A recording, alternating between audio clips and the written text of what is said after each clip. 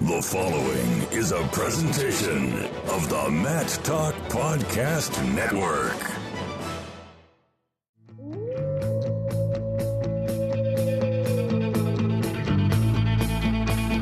The mind of Pat Popolizio is a wondrous thing. And for you Pack wrestling fans, you'll get to go inside the mind of the Skip each and every episode here on the Pack Mentality Pop-Ins podcast. Now, here's your host, NC State Director of Athletics Digital Communications, Reinhardt.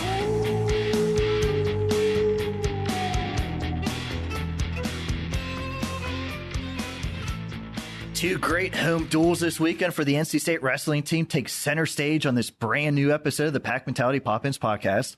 I'm your host, NC State Director of Athletics Digital Communications, Brian Reinhardt. And in our high-tech broadcasting studio, I'm joined by the head coach of the Wolfpack, Pat Popolizio. Good afternoon, Brian. Pat, switched it up on you a little bit. I set up the microphone in a different room, so you look a little uneasy. Yeah, this is nice. Luxury in here. Beautiful. But, this is starting to be a weekly podcast now. Lots of wrestling action going on. It's great to finally get some FaceTime with you. You're a busy guy. Yeah, well, it's nice that you finally got to get on the road with us a little bit, and you didn't complain too much about the food. And had some good meals. In fact, I want everyone to know this. The only food story we have, the day of the duel, who was the one complaining that their sandwich was horrible? I got a terrible sandwich from Whole Foods. I had to throw it out. I went the whole day without eating, and I didn't complain one time. Beg to differ. I'm glad you called out a certain grocery store, too, so they're no longer going to listen to this podcast. But back to some Wolfpack home action. It's been a while, but the Pack returns for a pair of home duels this weekend. NC State will face Brown on Saturday at 3 o'clock at the PNC Arena as part of a doubleheader with the nationally ranked men's basketball team. Then on Sunday, NC State will return to Reynolds Coliseum and host West Virginia at 1 o'clock. I mentioned the nationally ranked men's basketball team up to number 15 in the AP poll. Pat, for your recruiting, how much does it help when football and men's basketball are doing well and having sellout crowds that you can take recruits to and just get them part of the NC State experience? I think it's great. I think it's just great for our university and department right now. All the sports are hitting from all cylinders, and it's an event. You get an opportunity to go to football and basketball. It carries over in a lot of things we're doing, and I think that's what makes this place special right now. Everybody's behind, everybody's supporting, and it's nice to see everybody succeeding right now. And it should be a great crowd on Saturday at the PNC Arena. The men's basketball team takes on Pitt at noon. Then we're going to roll out the wrestling mats, and the wrestling team will face Brown at 3 o'clock. We always have great crowds in Reynolds, but this is the type of an event where some new eyes could stay around and watch a wrestling match. So if you're coming to the men's basketball game, stick around, take in a wrestling duel, Pat. A good way to get some new eyes on your program. Absolutely. I'm looking forward to this little crossover, something unique, different being in PNC. It's going to be fun. I will say I got, someone gave me their suite, for this event. So we got 16 really good tickets. We're going to have to do something creative with this. I gotta talk to compliance and figure out what we can do, but I got 16, box seats for basketball and wrestling. Really good. I was going to say, you could go up there and host them. I mean, that would be That's really not a bad great idea. giveaway. So yeah. You're personable. But yep. All NC State wrestling season ticket holders have already been sent a men's basketball ticket to attend the game and the wrestling duel. Tickets for this doubleheader are now available on gopack.com/buy tickets. You can also come to the PNC Arena on Saturday and purchase tickets at the box office. So let's pack it red for NC State wrestling this Saturday at PNC Arena. But before looking ahead to the duels versus Brown and West Virginia, we need to take a step back and look at your most recent road trip. On ESPN2 last weekend, the Pack was in action at number 2 Ohio State.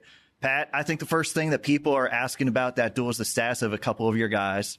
Nick Reenan came in a bit banged up, but gutted out in his match to the end. And Tariq Wilson, unfortunately, had an injury default out of his match in the second period, and that is what made the team score a little more lopsided than it appeared. But can you give us an injury update on both Nick and Tariq? Yeah, it was one of those where before the duel, if it wasn't the setting it was in and it wasn't against Ohio State, we wouldn't have wrestled Reenan. So we knew it was one of those matches that we had to get through, gut it out. But he'll take a couple weeks, regroup.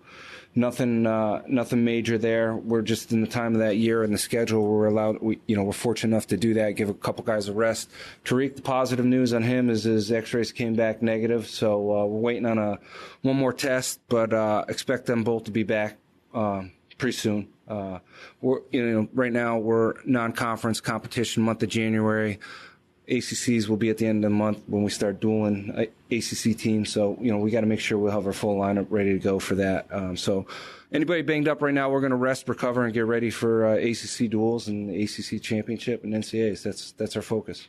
So like you said, some new faces could be in the lineup this weekend for these home duels. And one new face that was in the lineup at Ohio State was freshman heavyweight Colin Lawler.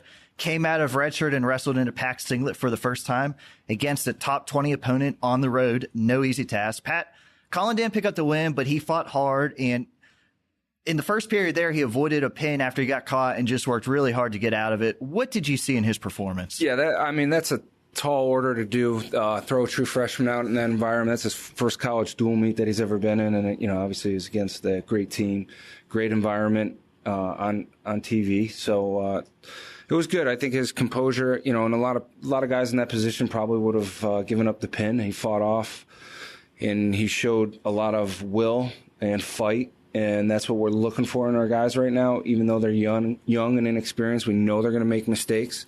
We got a lot to learn and grow on from there, and I think it puts some guys on notice. Let them know we're going to put our best team out there with the guys that we have. We know we got depth, and it might not be the last guy that we wrestle this year. We'll see as time goes on. There's some other guys that we feel could be of benefit to our team, and if we need them, we're going to use them. You guys haven't suffered many dual losses over the last 4 years, but what did you tell the team about moving forward, and just with some injuries and how has the practice room been this week? Yeah, we're getting back in the swing of things. School just started, so our schedule is different. Our practice times are totally different from last semester. So I like that. It changes things up, doesn't make things monotonous, and, keeps these guys motivated. And they know when we're wrestling teams like Ohio State, we got to have a good week of practice. And we saw that going in. We saw a lot of good focus. I liked the way we prepared for that dual meet. I liked the best because I saw our guys razor sharp and focused and disciplined. There was a lot of positives going into that week. Even though we were a little banged up, guys stepped up. Some other guys wrestled through some things that, we pushed them and asked them to do it. And if it wasn't in that situation, we probably wouldn't have wrestled certain guys. But it was good. It was a lot of positives to take away from that dual meet. We didn't get the W, but we got to compete against a team that, was right in the mix of things for a national title. And that only makes us better, competing with the best teams in the country. And, we won 3 matches and felt like we were in the mix in a couple other ones. And obviously with Tariq's match ending the way it did, that was a disappointment. But I think there was a lot of positives. Did you use monotonous? Yes. What kind of thesaurus are you using? I'm studying some words. I'm kind of impressed. I got to keep up with you. But we're back in school now. It was a different 3 weeks training period. You guys are much more on a schedule with classes, with training. Have the guys adapted to this new morning training? It'll take a little while, and it's a good time to do it, looking at our schedule, going into this week and then, another week. It'll take about 2 weeks to get in sync because it is. We're working out first thing in the morning now and coming back later in the afternoon and doing some things too. So it's a good schedule for these guys. We get them when they're fresh and first thing in the morning, and sometimes it takes a little while to get warmed up. So I like it, and it's more on schedule for what the NCAA is going to be. Our start time of practice is very similar to start time of NCAAs, and that's really why we're doing this. I'm setting myself up for disaster here because a couple of these names in this next question. I can't wait. You just wait. All right. So at Ohio State, Thomas Bullard picked up an OT win and improved to 11-4. He enters the weekend ranked 18, and he has a pair of ranked opponents this weekend. Number 15, Verut of Brown, and number 19, Cuissis of West Virginia. Wow, that's pronunciations. Impressive. I just hope they're not listening. It is my alma mater, but NC State is now my school. Yeah.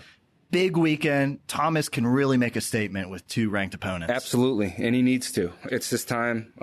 He's been in our program for a couple years, and we're ready for him to break out and be that guy that steps up now and has a good weekend. And this is perfect time for him because it's individually, there's some key matchups, and this is the one weight class where we really need to see somebody step up and get the job done for us. And going into ACC and NCAAs, it's going to be tall order of competition across the board, and this is the start of it for him. And I like it because you can only go up where he's at right now, and the people he's wrestling is only going to help him and make him better.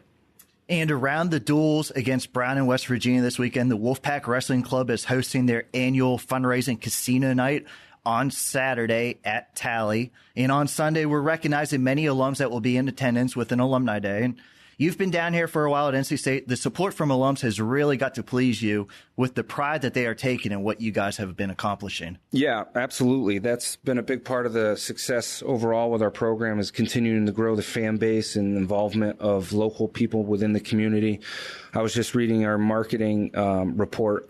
I think we sold over 91% more tickets this year. 91% increase from last year in season tickets. Yes, which is, those are numbers that you got to judge some success on, and that's a hard work on everybody within the department and our staff working to grow those numbers. And it is, we do an event like Casino Night. I think it started off, 50 people and over 120 last year, and we're expecting close to 150 people. It's an awesome event. It's fun.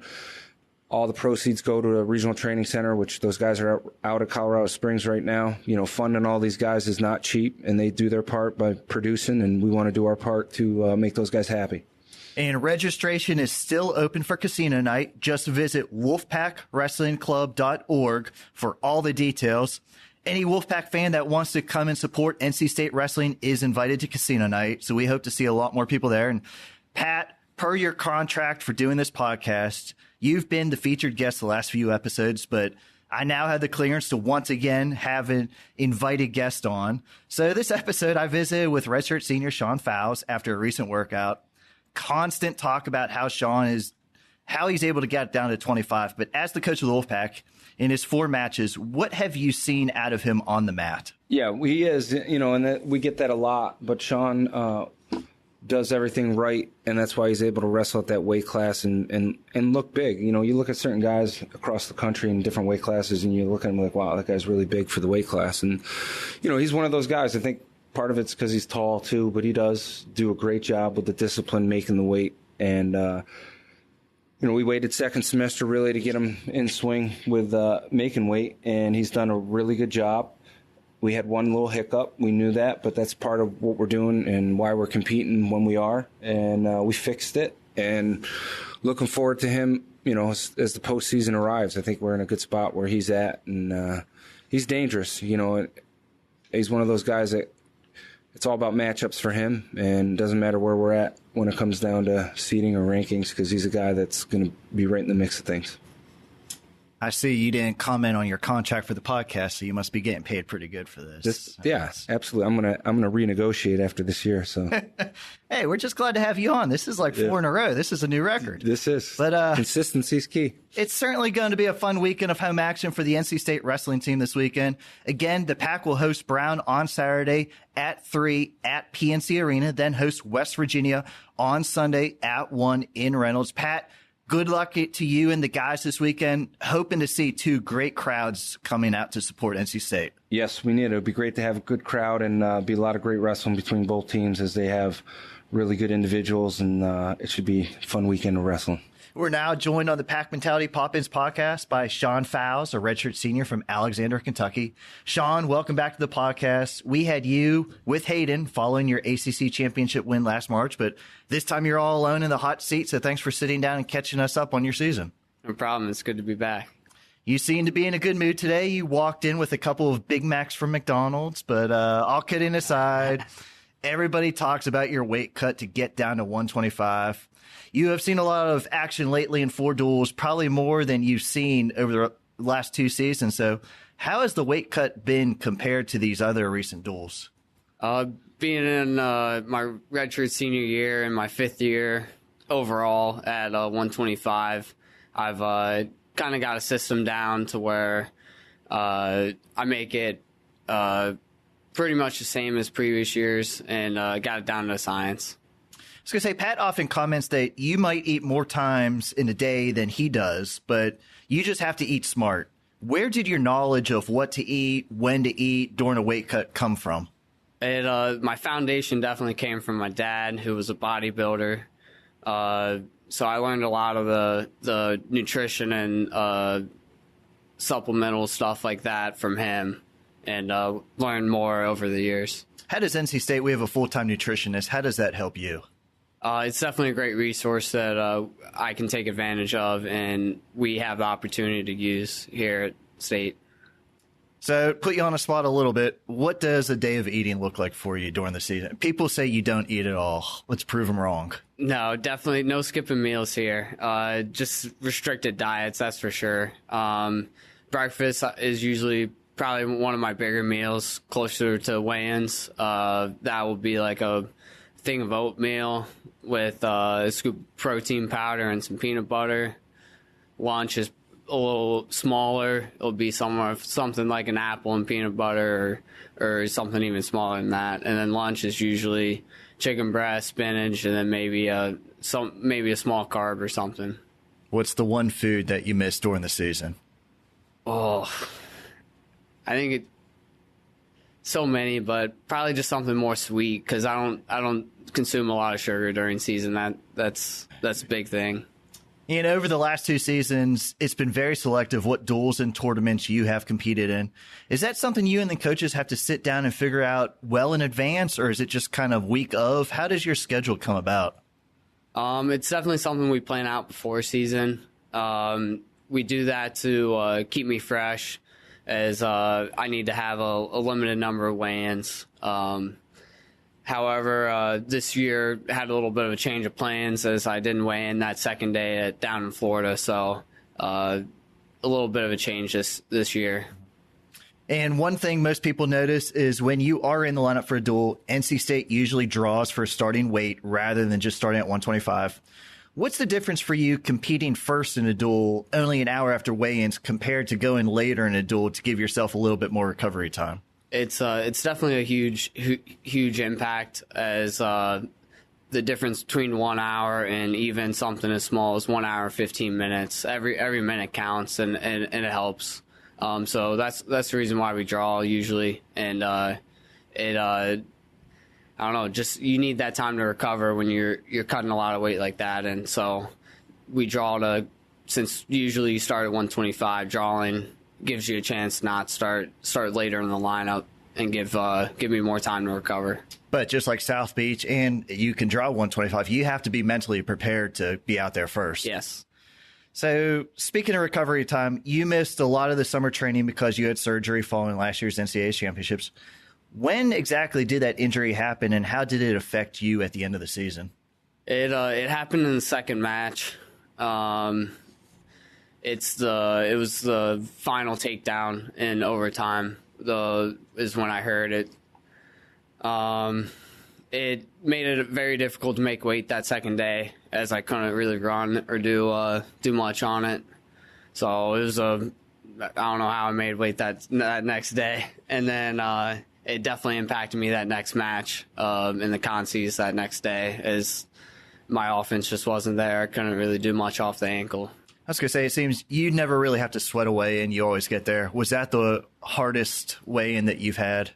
By far. That one broke me. At the NCAAs, yes. A little nervousness. Yep. And you were off your feet for a little while and unable to get in the room this summer, but now you're back healthy here in January. How did having time off, not really being able to train during the summer, affect you for this season? It definitely was a minor setback, as that's missed time that you are away from fine-tuning your craft and improving. So it was definitely missed some time, but it's quick recovery, and you can make up that time pretty quick. And not just with the injury, but you trained a lot in freestyle rather than folk style going all the way into November, because you got the call up to the U23 World Championships in Romania. Even though you were a late addition to the squad, you went over there and captured a silver medal at 61 kilograms. First, outside of the tournament, how was Romania? Did you get to enjoy any of the culture at all? It was a very successful business trip. Other than that, wasn't too much fun. Didn't have too much downtime to go out and enjoy it. So eventually I need to head back there and explore. I was going to say, it would be a country you would go back to? Sure. Okay. And looking at that tournament, you got the silver. You went 3-0 to reach the finals. What were your thoughts about your performance and the competition level you faced?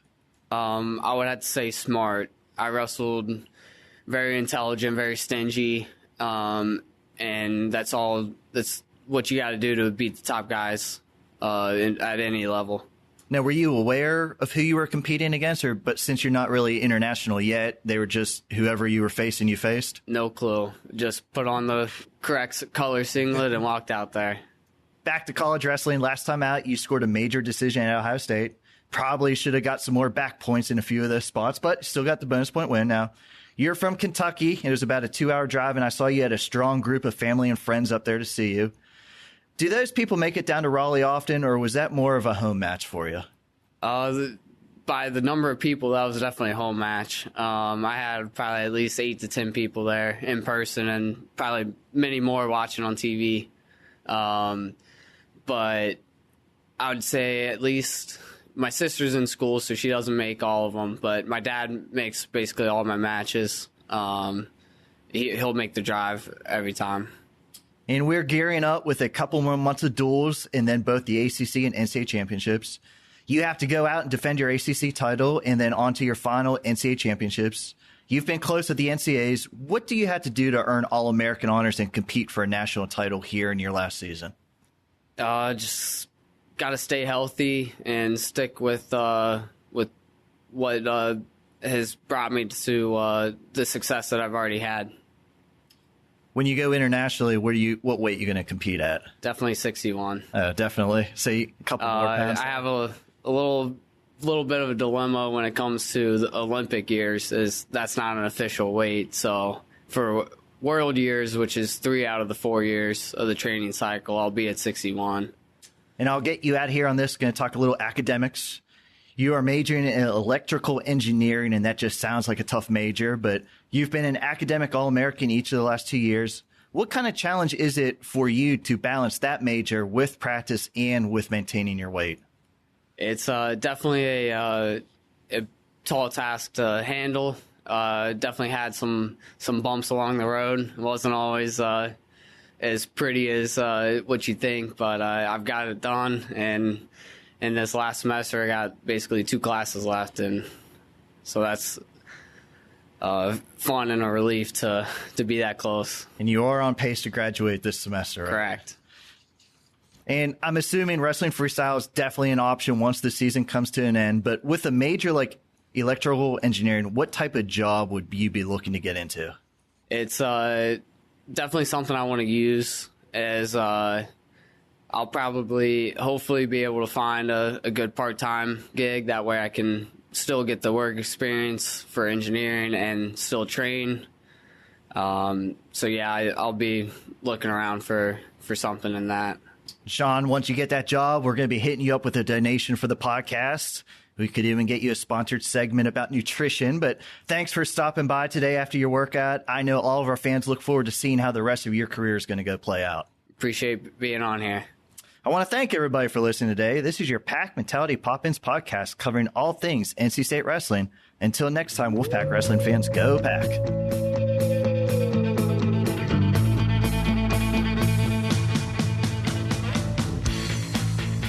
The Pack Mentality Pop-Ins podcast is produced by the Mat Talk Podcast Network. For more wrestling podcasts, go to MatTalkOnline.com.